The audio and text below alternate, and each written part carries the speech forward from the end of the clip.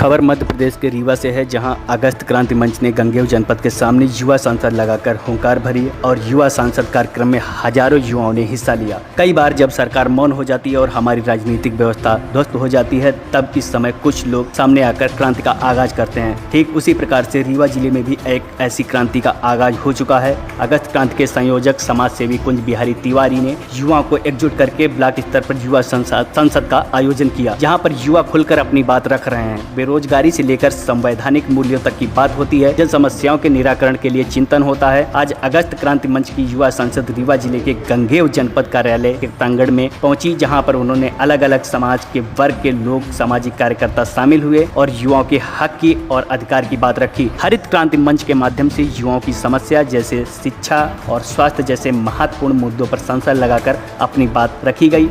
अगस्त क्रांति के संयोजक कुंज बिहारी तिवारी का कहना है कि जब सरकार सो जाए और सुनना बंद कर दे, तब जनता से चुनी हुई सरकार को जवाब देने के लिए युवा संसद लगाना पड़ता है। समाजवादी ज्ञानेंद्र अग्निहोत्री ने अपने वक्तव्य में कहा कि अब समय आ गया है कि अपने अधिकारों के लिए सड़क पर उतरकर लोगों को साथ साथ जागरूक करते हुए लड़ाई लड़ी जाए। युवा का जिस तरह से दोहन किया जा रहा है वह अनुचित है। इस कार्यक्रम के मौके पर समाज सेवी ज्ञानेंद्र अग्निहोत्री, दीपक तिवारी, अजीत तिवारी, प्रियस पांडे, दीपक गुप्ता, प्रशांत उपाध्यक्ष सहित कई समाज सेवी मौजूद रहे। आज 9 अगस्त की शुरुआत लगातार अलग अलग जनपदों में, क्या उद्देश्य है? आप सबको जैसे कि नाम से कई लोग सवाल करते हैं, वही आपने भी किया है, धन्यवाद। ये आज़ादी की दूसरी लड़ाई है। देश अंग्रेज़ों से आज़ाद हुआ है, लेकिन जो अंग्रेज़ों वाली मानसिकता थी, उस मानसिकता के जो लोग यहाँ बच गए हैं, जो शोषणकारी, दमनकारी, चाहे वो प्रशासनिक लोग हों, चाहे वो राजनीतिक लोग हों, चाहे पूंजीपतियों की गुलामी हो, उस गुलामी के खिलाफ एक लड़ाई की ज़रूरत थी। और वो 9 अगस्त से रीवा के विवेकानंद पार्क से शुरू हुई है। अब आप पूछेंगे कि इसकी ज़रूरत, तो हर आवश्यकता आविष्कार की जननी है। और जैसा देखा गया कि 7 से 8 हज़ार पाने वाले युवा, जिनसे बूढ़े माँ बाप की दवाई, बीवी बच्चों और माँ बाप का भरण पोषण, छोटे बच्चों की फीस, उस तरह में क्या वो कोई बचत कर सकते हैं? और जब कोई दुर्घटना होती है, कैसे उनकी दवाई चले, कैसे उनके परिजनों का भरण पोषण हो, उसके लिए जैसा आप सबने संकल्प पत्र पढ़ा है, हर ब्लॉक में युवा संसद लग रही है। युवा अब अपने इन कंधों पे बेताल रूपी नेताओं को लाद के नहीं घूमने वाले, उसके लिए, युवाओं के हक के लिए, स्थानीय जो उद्योग केंद्र लगे वहाँ 70% रोजगार के लिए, यहाँ जो अपने क्षेत्र के विकास का, अपने किसानों के अनाज के विकास का और उसके उत्तम के लिए जितने कार्यालय बने हैं, ये जो सेवा केंद्र बने हैं, जिसके जनता की सेवा के नाम पे मोटी रकम लेते हैं और ये भ्रष्टाचार के अलावा कुछ नहीं कर रहे हैं, उसके लिए अपने क्षेत्र, अपने जिला, अपने प्रदेश के समृद्धि के लिए युवाओं को जागृत करके इकट्ठे करने का अब एक क्रांतिकारी संगठन तैयार हुआ है, जिसका नाम अगस्त क्रांति है।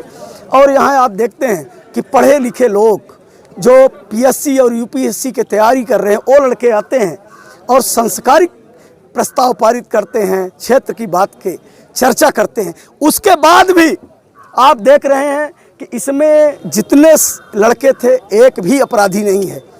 पर जहाँ पे पता चलता है कि युवा संसद लगने वाली है, शुरू से कई तरह विघ्न डालने का प्रयास किया जाता है। इससे आप समझ सकते हैं कि प्रशासनिक भ्रष्टाचार और राजनीतिक भ्रष्टाचार का लंबा गठजोड़ है। एक गिरोह में काम कर रहे हैं।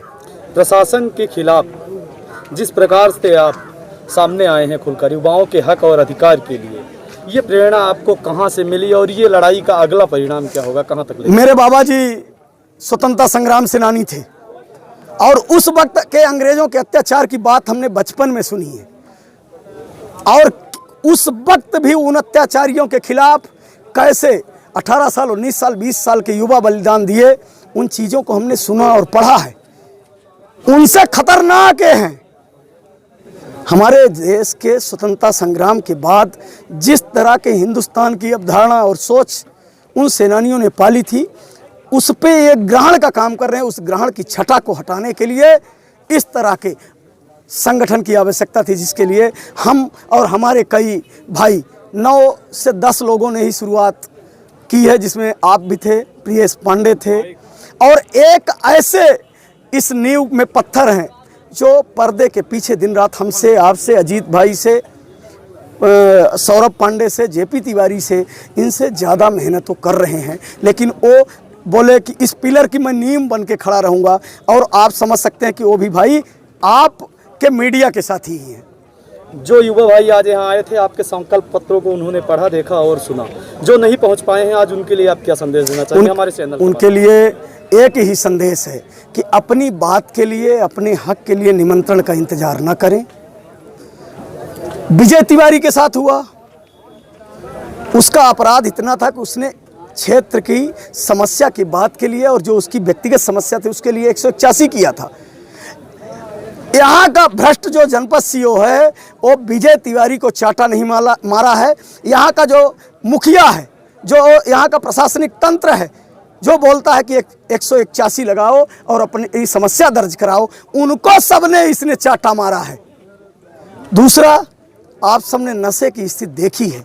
कई तरह के आप जैसे मीडिया के साथ ही राजनीतिक कार्यक्रम को कवर करने जाते होंगे और देखते होंगे कि भीड़ तो ज़्यादा रहती है, लेकिन उसमें जो हमारे कई युवा रहते हैं ज़्यादातर होश में नहीं रहते। रीज़न है कि एक छोटी शीशी है जो जिंदाबाद से पहले और जिंदाबाद के बाद दी जाती है, उसका केवल उन नेताओं का उद्देश्य रहता है हमारे युवाओं को गुलाम करना। ऐसे युवाओं से प्रार्थना है कि आप आज़ाद होके अगस्त क्रांति मंच के सामने अपनी संसद लगा के एक संसद की हैसियत से बात करेंगे कि एक जिंदाबाद के पहले और एक जिंदाबाद के बाद सीसी लेके और किसी नाली में सीसी की तरह पड़े रहेंगे। प्रार्थना है कि वो छोड़ के, सीसी छोड़ के आप ऐसे बनिए कि भविष्य में शीशे की तरह आपकी बिंद में और पूरे प्रदेश में चमक। आज के कार्यक्रम में प्रशासन का सहयोग कैसे मिला? आज के कार्यक्रम में पुलिस का सहयोग था।